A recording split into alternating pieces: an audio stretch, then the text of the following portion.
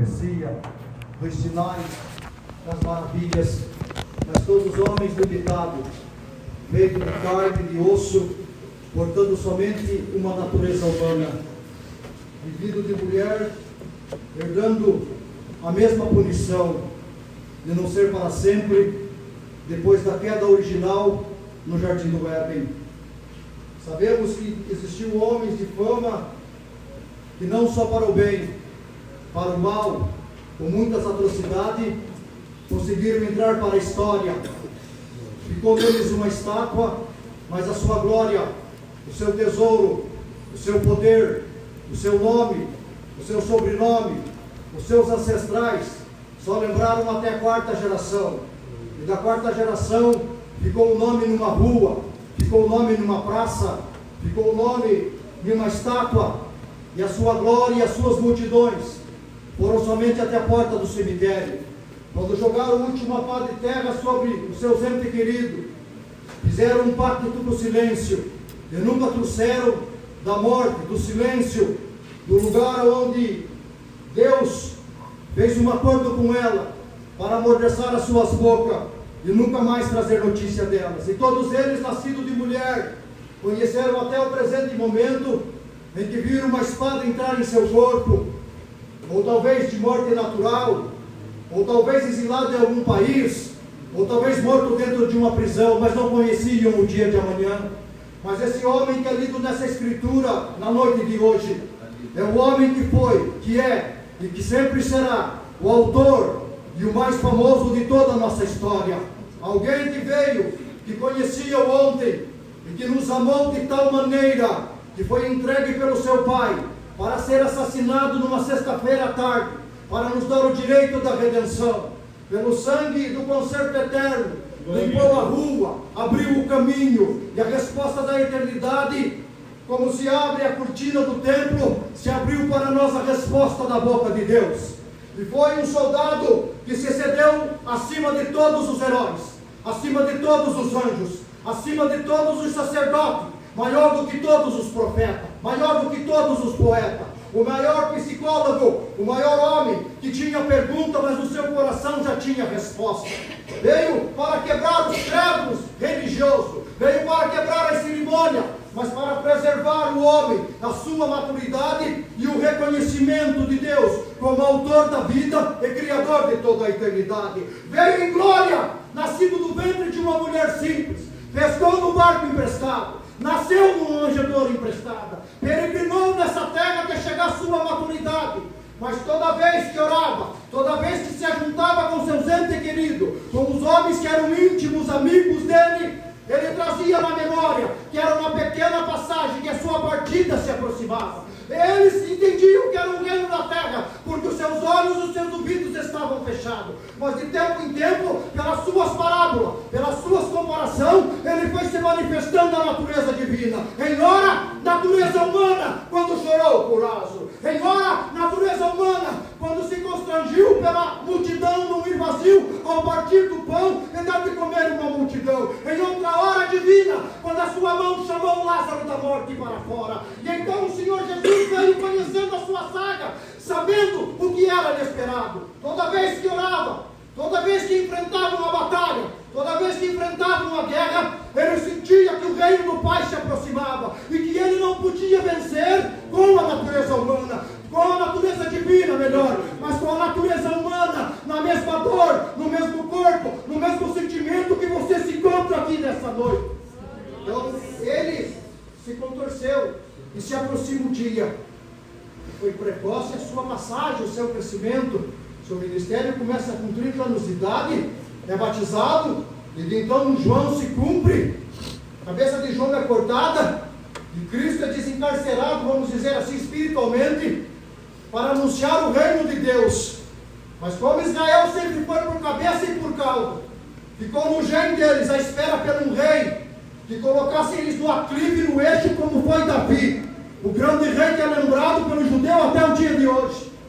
Mas lembrando que Cristo veio da geração e a raiz de Davi, e que da mesma tribo de Judá Foi o Senhor que abriu a porta que nunca mais se fechou. E a porta que se fechou nunca mais se abriu. E o motivo de nós estar aqui nessa noite é para celebrar um culto a esse grande Deus. Que a sua glória não ficou na cruz. A sua glória não ficou na sepultura. Ele ressuscitou no terceiro dia para trazer a resposta da vida eterna. Então, irmãos,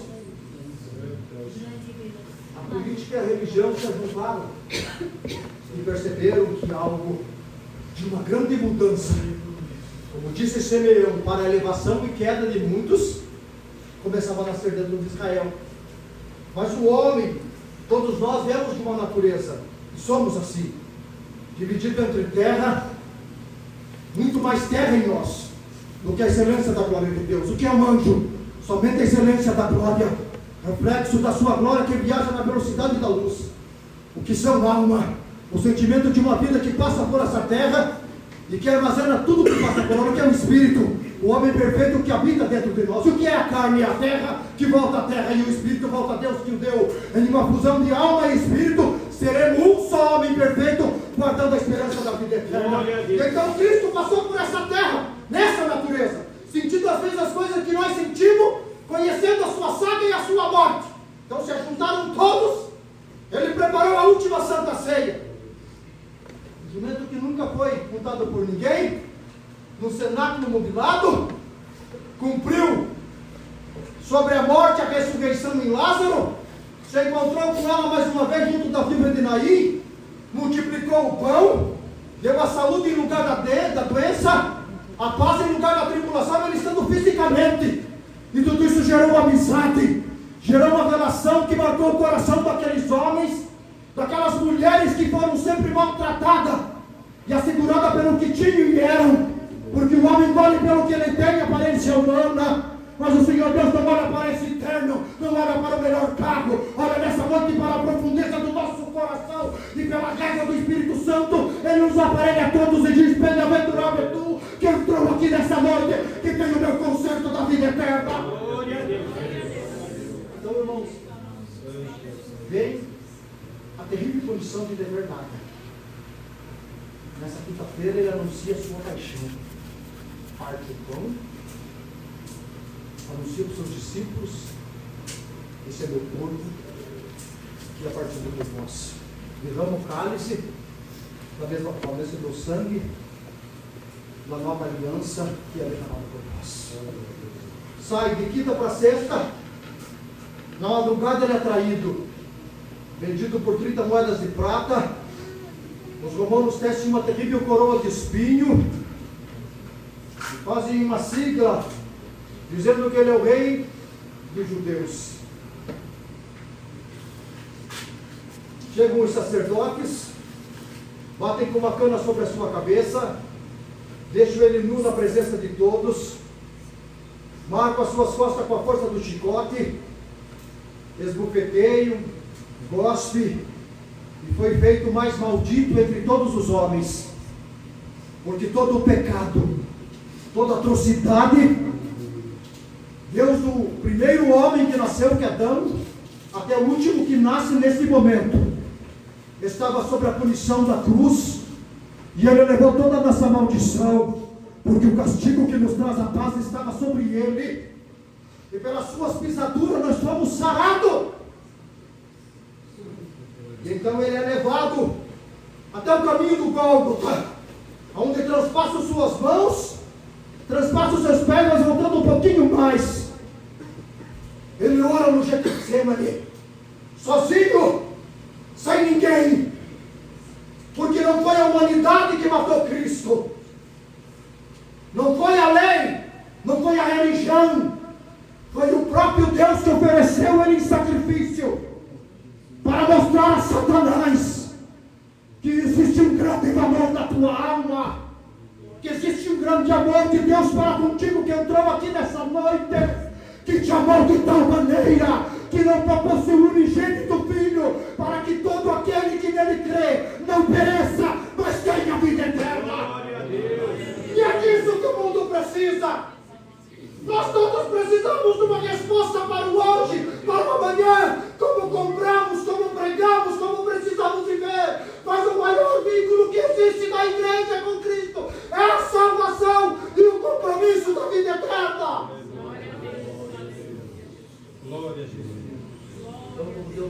no começo. Glória a Jesus. Todos se foram e ninguém voltou. E ele orando, ele começa a tremer. Ele é tomado de um grande temor, porque ele sentiu os cravos antes mesmo de ser batido. E a aflição da morte sondou ele naquele horto. E ele clamou a Deus. E disse: faça de mim esse cálice. Aleluia, Jesus. Mas eu sei que é possível, não vai passar disso. Dentro do próprio coração vai ser cumprir a minha tua vontade. Então ergueram o mestre, e ficou como um espetáculo, diz a palavra. Os romanos aplaudiram. Indica que o inferno fez festa, mas ele não fez festa. Ele colocou as duas mãos na cabeça e viu que nascia a nossa redenção. O nosso advogado, juiz dos vivos e juiz também dos mortos. Glória a Ele Deus. nos trouxe aqui nessa noite para anunciar para nós a sua morte. E todos que se foram, só homens e mulheres, entre seguidor direto e íntimo, que se assentaram à régua para comer ao partir do pão quando ele multiplicou e os peixes, somavam um número de 5.000. Em outro lugar ele fez um milagre com um aleijado que não tinha como entrar, que desceu pelo telhado aonde ele estava pregando, que era uma multidão que não tinha como se mexer, empilhado de gente. Em outro lugar a mulher que vagou 12 anos atrás de cura pela hemorragia que existia em seu corpo, tentava tocar, mas não conseguia. Pedro disse: a multidão te oprime, mestre. Ele falou: de modo algum, não me oprime, porque alguém me tocou, porque de mim sai virtude. Então ele fez muita amizade entre o que era íntimo e entre o que assistia de longe. E quem sabe, esses dois moços de Emaús, temos o nome de um e o outro não se lembra. Cleófas, sentiram o peso do luto. É tirado da cruz, na hora sexta houve treva na terra. Marcaram o seu lado direito, quebrando as pernas do soldado da direita e da esquerda. Enrolando ele em finos lençóis, Zé de Arimateia, e com especiaria tratou seu corpo, colocou na rocha junto com os ricos, porque existia uma promessa lá no livro de Isaías, que com os ricos ele seria sepultado. Mas existia também uma promessa que ele falou: o templo pode ser derrubado, mas em 3 dias será reconstruído. E também a minha passagem nessa terra é como a passagem de Jó no ventre da baleia. Ficou 3 dias escondido, mas no 3º dia teve que voltar à terra. E eles não entendiam, porque os seus ouvidos estavam tapados. Chegaram perto do mestre, mas não viram. Tocaram nele, mas não conheceram. Igualzinho a você que entrou aqui nessa noite. Quantas coisas ele fez na tua vida, mas até hoje você não conheceu e nem reconheceu. Mas nessa noite ele se apresenta para você: eu sou Jesus Cristo, que morri pelos teus pecados. E te trago aqui nessa noite para te anunciar a minha compaixão. Então, irmãos, é assim. Passa sábado. O domingo é o 3º dia. Sua mãe, com o coração ardendo de saudade, algumas das mulheres que tinham se envolvido com ele e que o amavam de verdade, mas o medo foi mais forte que a reverência, porque tinha que se cumprir uma palavra que também está no Velho Testamento. Vejo um pastor em uma grande punição, e todas as suas ovelhas sendo dispersadas. Mas no 3º dia se ajuntam essas mulheres e preparam as especiarias, perfume, mirra, óleos especiais, e vão até lá. Vai sua mãe, Salomé e mais alguns discípulos, que saíram bem pela madrugada, e quando chegam, se preocupam, diz: quem que vai remover para nós a pedra? Uma pedra bastante grande. O mais apurado em São Lucas fala que a mãe de Jesus, depois que Zé de Arimateia pediu o corpo às autoridades da época, ela ficou de longe, olhando aonde o puseram, do modo que foi enrolado nos lençóis. Quando eles olharam de longe, nos primeiros reflexos da glória do sol, aquela pedra já estava rolada. E quando elas se abaixaram, viram o lençol manchado de sangue, a coroa manchada de sangue, e um anjo que a sua vestidura resplandecia com a mais alva roupa que possa existir, que diz num passo de palavra que não há sabão, nem alvejante que possa atingir a brancura da roupa que aquele anjo usava. E quando olhou para aquelas mulheres, vestida de dúvida, Aleluia. vestida de luto, de desesperança, achando que estava tão longe as coisas, que tudo tinha acabado. Aquele ser em uma voz tão mansa diz: a quem vós buscais nesta manhã? A Jesus Nazareno? Ele não está mais aqui. Sabe por quê? Porque ele ressuscitou e ele vive para sempre. Vai, diz a Pedro, e diz ao discípulo que ele também vive para sempre. Igual entrou você aqui nessa noite, cheio de dúvida, cheio de pergunta. Quanto tempo você serve a Deus? Quanto tempo você espera uma parte dele? Você entrou vestido de luto, vestido de dúvida, mas hoje por esta palavra vai e diga aos teus: o meu Cristo vive para sempre. Glória a Deus. Anunciou e saiu. E a segunda aparição é que nos relata nessa noite: alguém que caminhava, também com o coração entristecido, perguntando por quê. Por que trataram o mestre e pagaram tudo bem que ele fez mal? Por que disso, por que daquilo? Um peregrino, que é o único peregrino que consegue pisar a terra do nosso coração, se apresenta no meio deles e indaga sobre o que conversar. Ele vai dando corda e se manifesta o verbo de Deus como se fosse a escritura na forma de um homem, e fala de todos os simbologias que ele passou no Velho Testamento, no tudo possível, nos guarda da aliança, que ele viu na palavra, a semente da mulher, e enfim, vamos falar dele, há muitas coisas que tem escrito sobre ele. E quando chegam na porta da aldeia, ele fazia que ia para outro caminho, mas o sol desponhava porque era o final do mundo. E ele olha no olho deles, e eles olham na sua face. Eles olham como és peregrino. Fica essa noite com nós. E amanhã você sai de viagem. Porque já se faz tarde, o sol declina. Senhor, tenha a minha casa para morar. E ele se assenta à mesa. E ela costuma tudo lavar os pés dos peregrinos, os magos, e todos aqueles que passaram cansados pela viagem, pão, água para a jornada e hospedagem. Aleluia. E quando puseram o pão sobre o mestre, como ele partiu o pão, aleluia, e anunciou a sua partida, ele parte o pão e anuncia a sua chegada. Eu vou partir desse pão nessa noite, que é a palavra eterna de Deus. Ele se apresenta para alguém aqui nessa noite. E digo mais uma vez: eu sou Cristo, que estive morto, mas vivo para sempre pela tua alma. E te trouxe aqui nessa noite para dizer que quero fazer uma aliança contigo, para você habitar comigo para sempre. E então ele parte o pão, diz: neve de tarde no coração, estilo que vocês tanto têm. Aleluia. Abracei vocês e vocês não me sentiram. Eu falei para vocês que convinha que eu passasse por todo esse sofrimento, por toda essa saga, mas que ao terceiro dia eu ressurgisse para formar um povo ao meu Pai e para formar um Redentor para vós.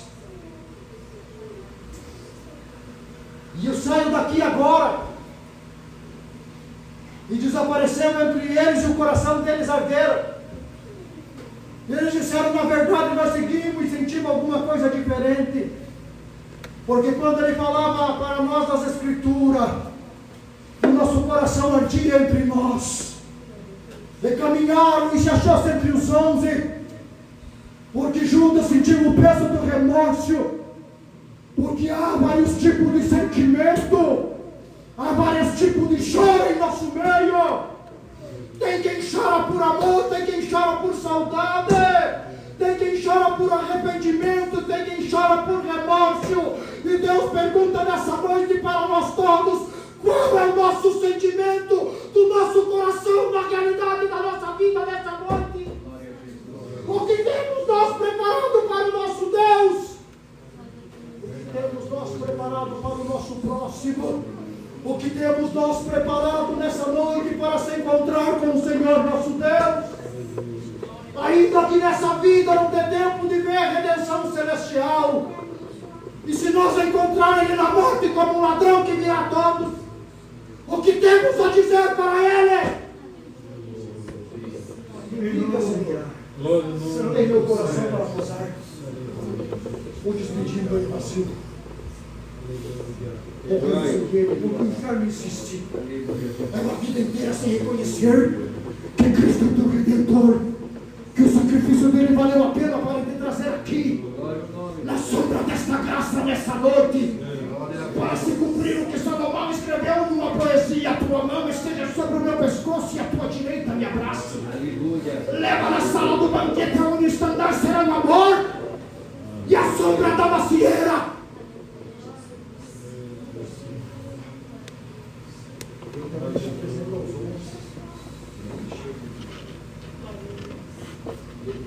Bendito seja o nome do Eterno. Glória a Jesus. Fica mais 40 dias. Glória a Jesus. Souber, toca a sua chave, a sua direita, e ele anuncia aquilo que nós todos conhecemos. Então, todo homem, com mais certeza que ele juntou, se nós pegássemos por imperador que passaram por esse mundo, que fizeram seus impérios sangue, Alexandre, o Grande da Grécia, com 25 anos dominou quase o mundo inteiro. Se nós pegar Adolf Hitler, pela Segunda Guerra Mundial, só judeu matou 6 milhões de judeus, e há historiadores que dizem que a sua fama foi ainda mais de 1000 anos do dia que nós estamos. Mas um dia vai se apagar. Porque a glória, o poder e o império, por bem e por mal, foi até a porta do cemitério. Mas o teu Redentor que você segue deles. Se você chegar na tumba de qualquer um deles, vai ter a data de nascimento e a data de morte. Mas a cova que Cristo estava, a rocha que ele estava, se fosse para pôr uma sigla, estava escrito: não está mais aqui, ressuscitou e vive para sempre. Vai em paz para a tua casa, porque ele pode te preparar lugar. Ele disse: eu sou o caminho, porque é um só. Eu sou a verdade, porque é única. Eu sou a vida, porque é eterna. Vou preparar lugar, e assim que esteja preparado, eu venho para te buscar, para que onde eu esteja, vós estejais também. Dado glória a Deus, igreja. Porque pelo mapa bíblico e os acontecimentos, o nosso Redentor virá e não tardará. Esta é a palavra. Deus seja louvado. Amém. Oramos a Deus em agradecimento em nome do Senhor Jesus. Amém.